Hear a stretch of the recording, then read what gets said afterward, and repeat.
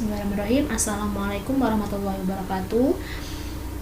Bagaimana kabar anak-anakku semuanya? Semoga selalu dalam keadaan sehat ya. Nah, untuk hari ini kita telah memasuki semester yang kedua dengan semangat baru tentunya. Nah, di sini kita sudah memasuki bab kelima, yaitu Hifzul Quran, di mana tentang surat An-Nazi'at.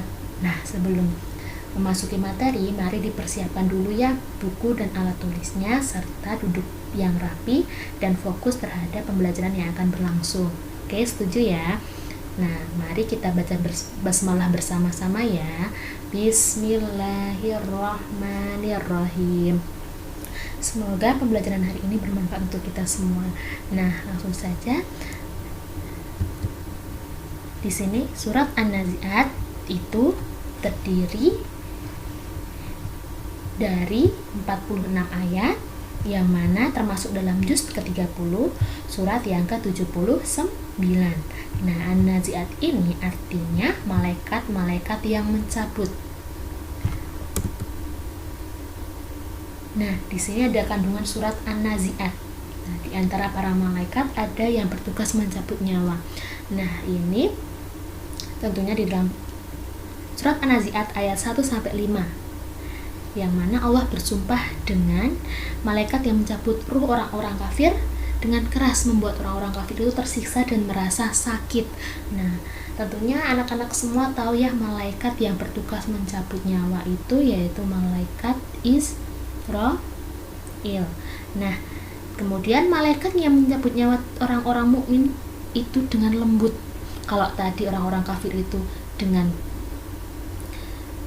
keras atau merasa kesakitan, kalau orang-orang mukmin atau orang yang beriman itu dicabut nyawanya oleh malaikat itu dengan lembut. Nah, malaikat yang turun dari langit dengan cepat dan mendahului roh-roh orang mukmin menuju surga. Malaikat yang mengatur segala sesuatu untuk memenuhi kebutuhan penduduk bumi. Nah, di sini kemudian Allah menegaskan atau penegasan Allah tentang hari kiamat dan sikap orang musyrik terhadapnya. Nah, di sini Allah menegaskan dengan sumpahnya bahwa hari kiamat itu pasti terjadi dan akan terjadi. Dibuka dengan tiupan sangkakala, dan pada saat itu orang-orang kafir sangat ketakutan sekali. Mereka menyesal mengapa selama di dunia tidak pernah mentaati perintah Allah. Mereka merasa rugi telah membuang-buang waktu dalam pekerjaan yang tidak ada gunanya. Nah, di sini sikap orang musyrik itu merasa rugi karena telah menyia-nyiakan waktu ketika di dunia. Kemudian Allah menghibur Rasulullah dengan kisah Nabi Musa terhadap Fir'aun.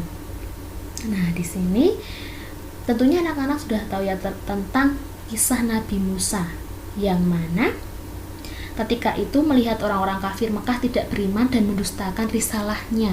Kisah ini juga bekal bagi para penulis perjuangan Rasulullah di setiap tempat dan pada zamannya. Tidak terasa merasa sedih saat menghadapi tantangan ketika menghadapi orang-orang kafir.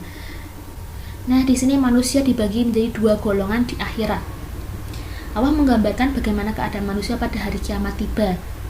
Nah, di mana pada hari kiamat masing-masing mulai siap mempertanggungjawabkan sekecil apapun yang pernah ia lakukan selama di dunia. Sebab ternyata semua amal terdaftar secara rapi. Nah, Allah sudah mendaftar dan tidak ada amal sekecil apapun itu yang tidak terlewatkan. Pasti itu rapi dan tidak ada yang terlewatkan sama sekali. Nah, di sini manusia dibagi menjadi golongan dua itu di akhirat itu. Yang pertama, orang yang dulunya tidak mau ikut ajaran Allah, tunduk pada hawa nafsu saja dan kepentingan duniawi. Mereka itulah ahli neraka jahim. Kemudian yang golongan yang kedua yaitu golongan orang-orang yang dulunya taat kepada Allah dan menahan hawa nafsunya dari perbuatan maksiat. Mereka itulah penduduk surga yang kekal di dalamnya. Nah, kemudian manusia tidak ada yang mengetahui kapan terjadinya hari kiamat. Nah, tidak ada satupun orang yang tahu akan terjadinya hari kiamat. Bahkan Rasulullah pun pernah ditegaskan oleh Allah tidak menjawab hal tersebut, karena Rasulullah hanya bertugas untuk menyampaikan risalah dan ajaran dari Allah, supaya orang-orang kafir atau mereka yang orang-orang musyrik itu tahu bahwa kiamat pasti akan terjadi dan pasti terjadi dalam sekejap dan dalam waktu yang sangat singkat, seperti perubahan dari waktu siang ke malam. Nah, kemudian yang terakhir, Nabi Musa diutus oleh Allah Subhanahu wa taala kepada Bani Israel untuk beribadah hanya kepada Allah saja. Nah, mungkin hanya itu yang dapat Ustaz sampaikan untuk pembelajaran hari ini. Ada tugas ya, yaitu di link quizzes nomor sekian, nanti bisa dikerjakan. Dan jangan lupa tetap jaga kesehatan dan ibadah tetap harus dilaksanakan, sholat 5 waktunya juga, dan jangan lupa menghormati kedua orang tua. Nah, Ustazah akhiri cukupkan sekian. Apabila ada salah kata dari awal hingga akhir, Ustazah mohon maaf yang seterus-terusnya. Ustazah akhiri, wassalamualaikum warahmatullahi wabarakatuh.